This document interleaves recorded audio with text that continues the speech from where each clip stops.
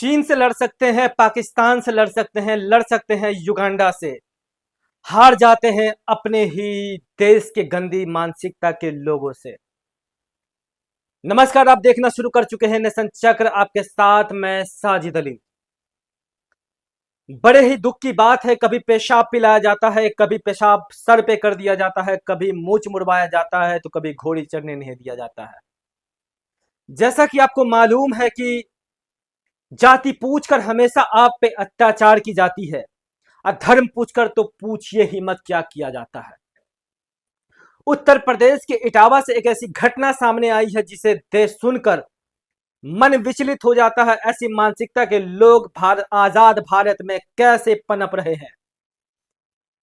सुना है कि ब्राह्मणों का पेशाब छिड़क देने से लोग पुण्य, जितनी बुराइयां है, जितना कष्ट है, जितना विशुद्ध लोग हैं वो शुद्ध हो जाते हैं। इन्हें जब याद रहे वो चाहिए कि ब्राह्मणन के गांव में आए कि तुमने मतलब जो करो वो जो तुम्हारी बाकी सजा है, तुम जिंदगी तुम्हें ऐसा करवो नहीं चाहिए तो जो तुमने करो।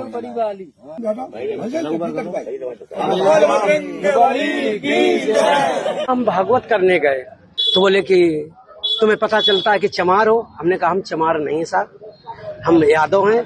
तो बोले कि आरडी दिखाओ, तो हमने कहा आरडी तो हम लाए नहीं, चमार होकर के यहाँ भागवत कहने आए हो। और इन्होंने बहुत हमें मारकूट करना शुरू कर दिया।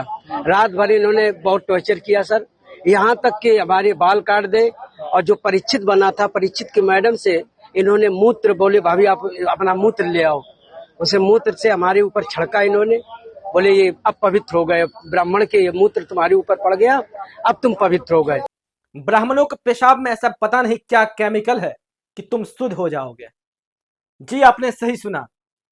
उत्तर प्रदेश के इटावा से एक ऐसी घटना सामने आई है जिसे लेकर अखिलेश यादव तंज कस रहे हैं, और अखिलेश यादव ने चेतावनी दी है।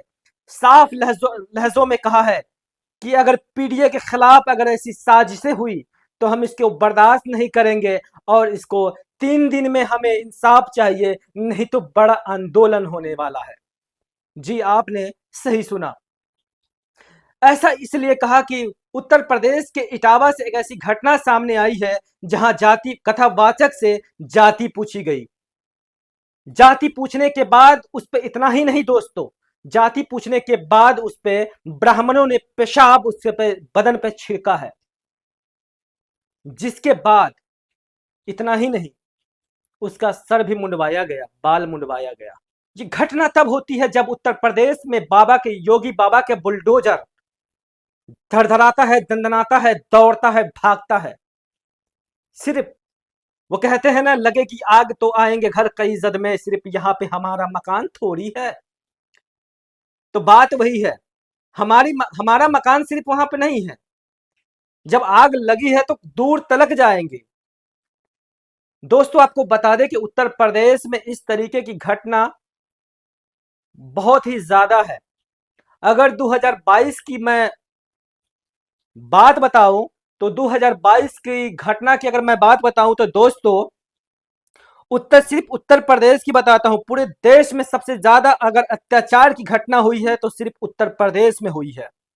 अच्छा, अत्याचार 4 कैटेगरी में बांटा गया है दोस्तों, अत्याचार को 4 कैटेगरी में बांटा गया है। शारीरिक, मानसिक, आर्थिक, सामाजिक।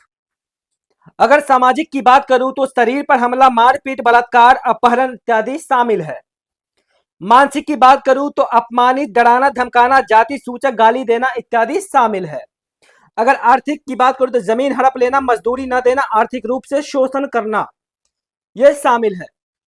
ठीक इसी प्रकार से सामाजिक अत्याचार की बात करूं जिसमें छुआछूत, सामाजिक बहिष्कार, भेदभाव आदि शामिल है। अगर सामाजिक में बात करूं तो सामाजिक में यह भी है, घोड़ी न चढ़ने देना। अगर आपकी शादी है, आप घोड़ी चढ़ते हैं, अगर जात आपका पूछ लिया गया तो समझ जाइए कि आप घोड़ी नहीं चढ़ पाइएगा बिना पुलिस पर। बहुत सारी ऐसी घटना हुई है जिसमें आपके शादी में पुलिस प्रशासन को बुलाई गई है और घोड़ी चढ़ाया गया है आपको। बहुत सारी घटना है जिसमें आपको कुएं से पानी नहीं निकालने दिया जाता है। हालिया में जो उत्तर प्रदेश में घटना हुई, इटावा में घटना हुई है, जिसमें आपको बता दें कि एक कथावाचक है, कथावाचक से सवाल पूछा जाता है कि आप किस जाति धर्म से आते हो। उसने अपनी जाति बताई।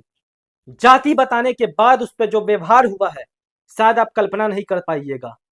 जाति पूछने के बाद उस इंसान के सर पे, बदन पे ब्राह्मणों ने पेशाब छिड़का है। उसके बाद उसके बाल को छील दिया गया, बाल को मुंडवा दिया गया है। बड़े ही शर्म की बात।